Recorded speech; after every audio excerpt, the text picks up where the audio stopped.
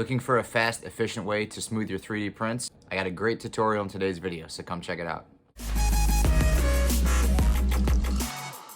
Hey, what's up everyone? Back at it again. It is DW Darkwing Dad. Hope you guys had a great holiday break. We're looking forward to the new year, and with the new year comes a new video. Today I've got a quick little tutorial on my process that I use for smoothing 3D prints. Now I know I cover this a lot in my videos, but not everybody wants to watch a 30 or 45 minute video and listen to this the whole time, so I figured I would kind of revisit this topic, as with the new year comes a lot of new creators and people new to 3D printing. So this video is great because it's nice and short, it's sweet, it's to the point, it covers a lot of important topics, but yeah, we've got a lot of new people out there with new printers that are going to be scouring YouTube, figuring out how to make them look good. You know, you've probably printed that Benchy, or you're likely working on a Boba Fett or a Mandalorian or Iron Man helmet or something like that, and you just want solid information, and that's what this video does. I cover all the materials, give you guys some tips and tricks. So without any further ado,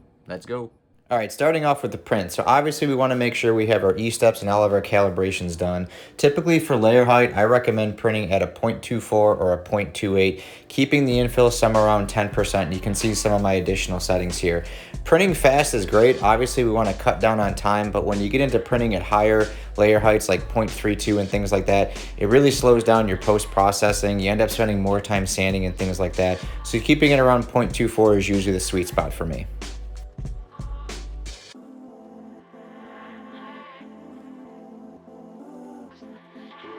All right, moving on to sanding. So this may vary a little bit from model to model and depending on how detailed your model is, but on this particular mask, all I used was 180 and 220. Don't be afraid to go down to 120 or 160, but just be very careful, especially when using power tools. You can see that this mask has a lot of straight, sharp lines. You don't want to get too low on your grit. It's very aggressive. It can generate heat and actually gum up and round off those edges, which we don't want.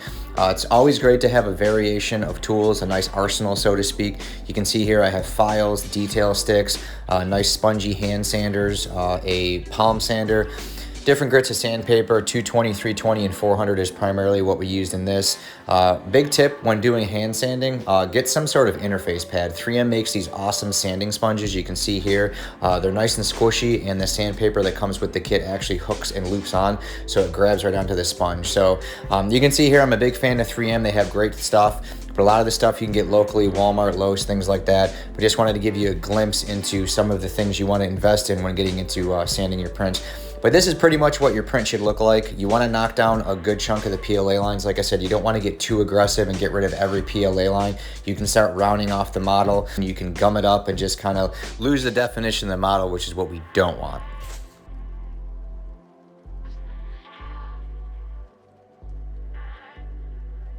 Glazing putty. So what glazing putty is, it's a very lightweight filler. It's meant to fill in things like pinholes and sanding marks, and in our case, very minor PLA lines that are left over after sanding. Don't put it on too thick, but if you do, don't worry, it sands down very easy. The best way to apply it, in my opinion, is by putting on a glove and just applying it with the tip of your finger. If you get into using spreaders and things like that, you're restricted, especially in detail areas. So throw a glove on, apply it good. It dries in about 30 minutes. This is what your model should look like. As stated, it sands down very easy, so once it sits for about 30 to 45 minutes, you can get right into your sandpaper and sand it down. Again, doesn't need anything aggressive. Make sure all the area is covered and you're good to go. So after the glazing putty sat for about 30 to 40 minutes, go ahead and grab, again, some 220 and 320 is what I recommend. We don't want to go super low like 120 or 160 or 180 because we don't want to strip all of the glazing putty off. We want it to fill in those dips and those grooves from the PLA lines, and you can see some of that there. So not all of the model is completely covered. There's some areas where it's been stripped off, and that's fine, but what we needed to fill in, it has filled in. So I find 220 and 320 the best combination. Again, you can use a palm sander for the big areas, and then by hand get all those little nooks and crannies to smooth it out.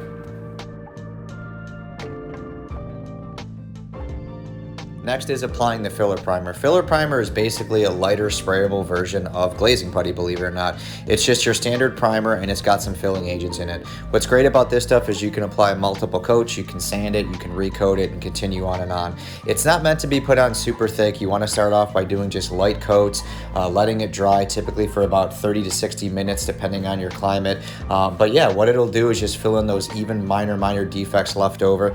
This is really what your model should look like after a coat or two of filler primer. You're going to want to continue on and sand that, and we'll touch on that just here in a minute, but this is what your model should start to look like. Those lines should be disappearing more and more, and with more sanding and more adequate even coats of filler primer, it'll smooth out and look even better as time goes on.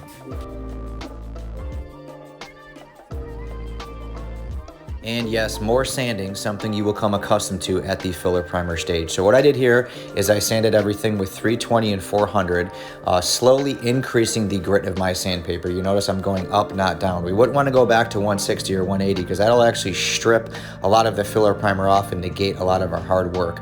So by going up, you're allowing things to fill in. You can see there's some dips there on that cheek. So by sanding, you're kind of removing the excess that's not needed. And then when we recoat, it'll fill all that in. So after you've done your sanding with 320 and 400, go ahead and just do some adequate coats. Nothing too heavy, nothing crazy. You just want to make sure it's evenly applied. Give good dry time if you're doing more than one coat, which I recommend doing 2 coats. Leave about a 20 to 30 minute gap in between coats, and then leave it for a good hour before you go ahead and sand it.